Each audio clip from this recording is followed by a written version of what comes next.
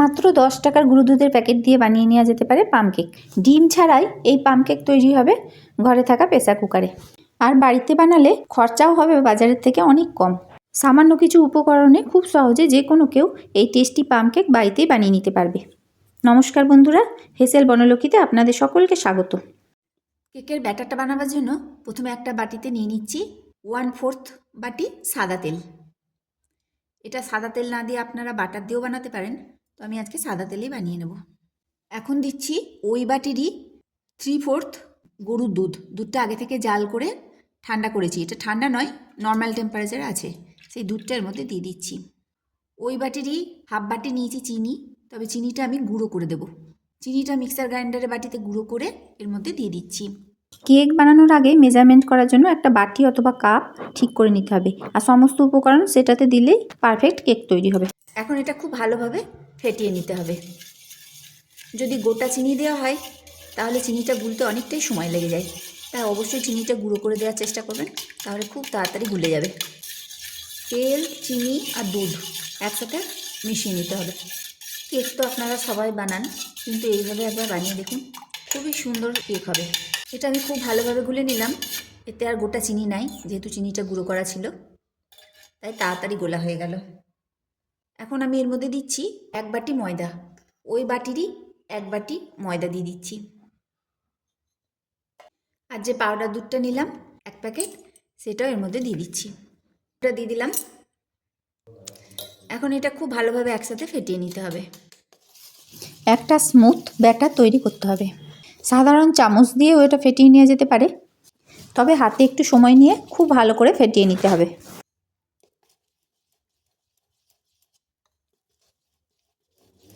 আর এটা একই দিকে ঘোরাতে হবে, যেভাবে এইভাবে ঘোরাচ্ছি। রেসিপিটা যদি ভালো লেগে থাকে তাহলে প্লিজ লাইক, শেয়ার এবং কমেন্ট করবেন। আর যে সকল নতুন বন্ধুরা রেসিপিটা দেখছেন তাদের যদি ভালো লেগে থাকে তাহলে প্লিজ চ্যানেলটিকে একটু সাবস্ক্রাইব করবেন, তার সঙ্গে পাশে থাকা বেল আইকন অবশ্যই প্রেস করবেন, যাতে আমার নতুন নতুন ভিডিও আপনাদের মোবাইলে আগেই পৌঁছে যায়। খুব ভালোভাবে ব্যাটারটা গুলে নিলাম। দেখুন ব্যাটারটা ঠিক এই রকম হবে। দেখুন আমি আরেকবার দেখিয়ে দিচ্ছি, কনসিস্টেন্সি ঠিক এই রকম হবে। এই রকম ঘনত্বেই ব্যাটারটা রাখতে হবে, দেখে নিশ্চয়ই বোঝা যাচ্ছে। এখন নিলাম একটা বাটি, এই বাটিতে আমি কেকটা বসাবো, তাই এই বাটিতে একটুখানি প্রথমে তেল দিয়ে দিচ্ছি।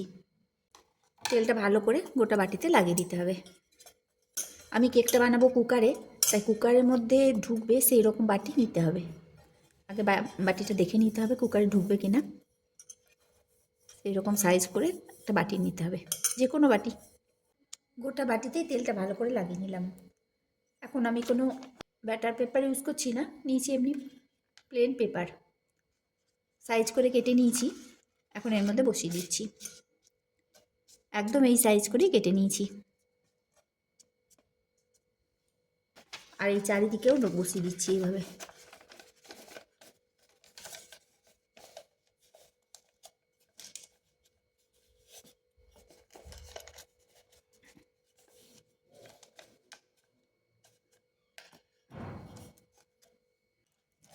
খুব ভালো করে চারিদিকটাতে লাগিয়ে নিতে হবে।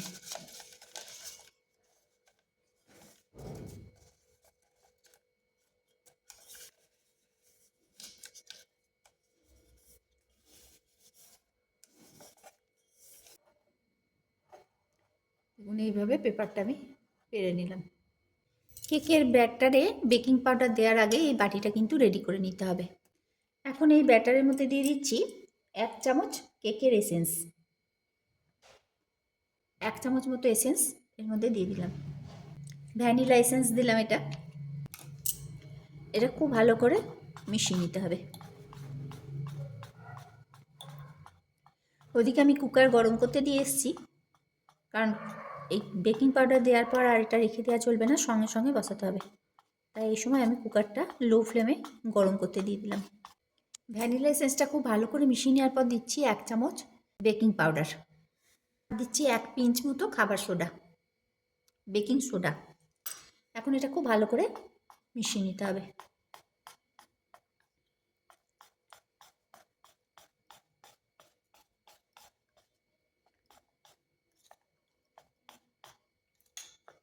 ব্যাটারটা খুব ভালোভাবে মিশিয়ে নিলাম, তা মনে হচ্ছে একটু যেন পুরু হয়ে গেছে, তার জন্য এখানে আমি 2 চামচ মতো দুধ অ্যাড করছি। 2 টেবিল চামচ দুধ আরও দিয়ে দিলাম। এবার খুব ভালোভাবে মিশিয়ে নিচ্ছি।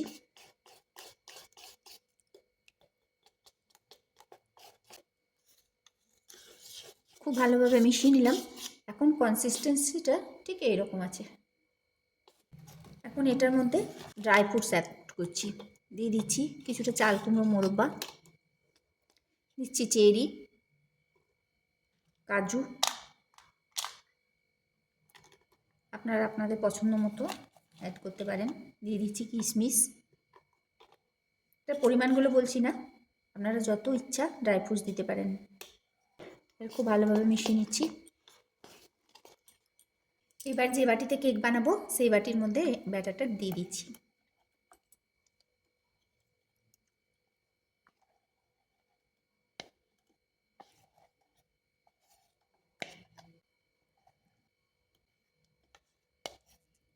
সব ব্যাটারটা ঢেলে দেওয়ার পর ওপর থেকে আরও কিছু ড্রাই ফ্রুটস ছড়িয়ে দিচ্ছি।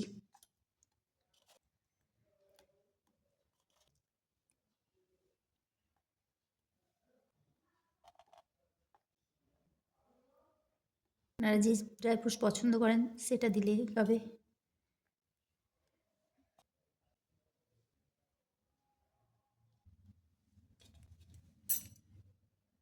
কুকারটা গরম করতে দিয়েছিলাম, কুকারটা ভালো মতো গরম হয়ে গেছে। এই কুকারটা শুধু কেকই করি, আর কিছু করি না। ভালো মতো গরম করে নিয়েছি, আর ভিতরে একটা স্ট্যান্ড বসিয়ে দিয়েছি। স্ট্যান্ডটাও গরম হয়ে গেছে, দেখিয়ে দিই। এই যে এইরকম একটা স্ট্যান্ড বসিয়ে দিয়েছি। এত বড় কুকার তো তার জন্য কিছু ইউজে লাগে না, এটা শুধু কেক করতেই লাগে। কেক করি আর রেখে দিই। এখন এই বাটিটা এর মধ্যে বসিয়ে দিচ্ছি, সারাশি দিয়ে ভরে দিচ্ছি, নাহলে হাতে চাকা লাগবে। ভালো গরম হয়ে গেছে। এখন কুকারের ঢাকা লাগাবো। সিটিটা খুলে নিয়েছি, শুধু গ্যাসকেটটা লাগিয়ে রেখেছি। সিটিটা খুলে নিয়ে এটা লাগিয়ে দিচ্ছি। গ্যাসের ফ্লেম লো করে দিয়েছি। লো ফ্লেমে 1.5 ঘন্টা বসানো থাকবে। 1.5 ঘন্টা পর ফিরে আসছি। লো ফ্লেমে বসানো আছে। এখন একবার খুলে দেখি, একবার দেখে নিচ্ছি ঢুকিয়ে। এমনি হয়ে গেছে, ছুলতে লাগলো না। যদি না হতো তাহলে লাগতো। আরও 5 মিনিট এটা আমি রাখবো, যেহেতু কালারটা এখনও আসেনি। 5 মিনিট রাখার পর এটা কুকার থেকে বার করে ঠান্ডা করতে দেবো। কুকারের মধ্যে রাখবেন না, তাহলে আবার তলাটা কালো হয়ে যাবে, কেকের তলাটা। তার জন্য 5 মিনিট পর এটা কুকার থেকে বার করে নিয়ে তারপর ঠান্ডা করে নেব। এই সময় কিন্তু কেকটা খাওয়া যাবে। কেকটা এই সময় খুবই নরম এবং স্পঞ্জি হয়ে আছে, কিন্তু আর একটু খরা কেক বানিয়ে নিলাম। আর ঠান্ডা হওয়ার পর বাটি থেকে বার করে নিচ্ছি। এখন এই কাগজগুলো খুলে নিচ্ছি। রেসিপিটা ভালো লাগলে লাইক, শেয়ার, কমেন্ট করবেন। সমস্ত রেসিপিটি দেখার জন্য হেসেল বনলক্ষ্মীর তরফ থেকে অসংখ্য ধন্যবাদ।